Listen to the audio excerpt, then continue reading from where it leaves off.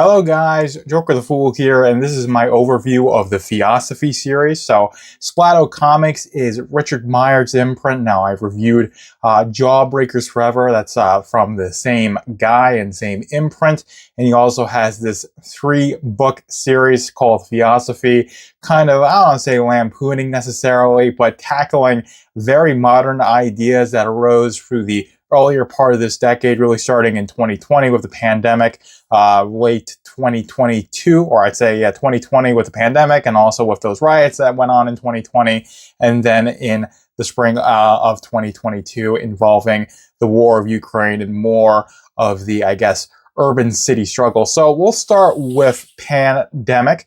This is these books are all written by Meyer and Renzo Rodriguez, who was the artist for The Patriarch in Heroic Tales #1, is also the artist for this book. And this is by far the best book in the series. It's the only one that's colored. It tells the most coherent story. You basically have, I believe her name is Clarissa, who finds this very obvious plot of COVID, the pandemic, being planned by the elite. And of course, she is not necessarily there to foil the plot. She just gets involved in it, and then she later eventually ends up working for those people. And this is kind of the impetus for the Theosophy series. So it's a pretty good foundation. These are all about 30 pages. They're very typical floppies, and the art here is absolutely fantastic. And I think Clarissa, if I'm getting her name correctly, has great character design.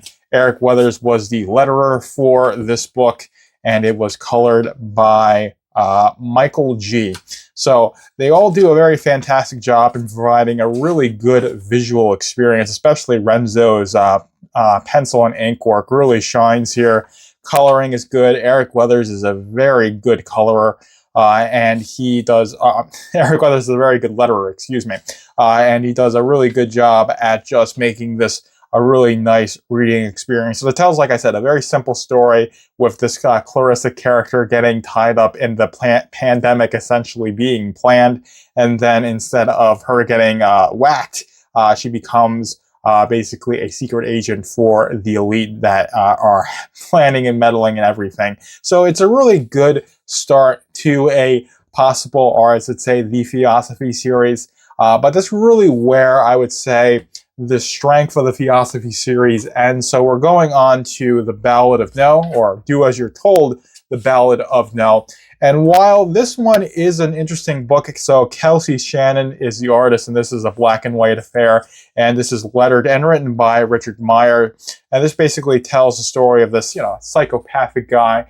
You can see his very insane face there, basically going through a riot in LA and responding to everything with the word no, killing people and all those sorts of things. And eventually he ends up as being, an agent that works with Clarissa when his handler, who's not Clarissa, finds her, and he's deemed not guilty by reason of insanity. So it's a pretty simple story. It's got some decent action scenes. It's drawn really simply. So Kelsey Shannon does, he has a visually coherent style, but it's very simple. The backgrounds are not at all complicated. They're practically non-existent, especially in a scene like that. There's no grandiose 2-page spreads. Everything is very simply drawn. Of course, there's no coloring for this book. So it's a nice little reading experience, and it tells a story that makes sense, and it doesn't really tie in with the first story, but it's definitely something that can exist in the first, or I should say, in with what's Pandemic has established. But the only reason I know that these two stories, if I can get it, Pandemic and The Ballad of No, Do As You're Told, intersect is because of the final book in the Theosophy series, and that is Mind Your Business. Now, Mind Your Business is, I would say, where this really all falls apart, and the same team that works on the story. You got Meyer writing and lettering, and you got Kelsey Shannon doing the art, and there really isn't anything to say with the style. I think the lettering is fine. I think the way some of Meyer's letters show up is a bit like, I guess, imposed on to the panel, where it doesn't feel as natural as the way letters say, way Eric Weathers lettered Pandemic. So it's a bit of a, I guess, a bit jarring, but the art style is really much of the same.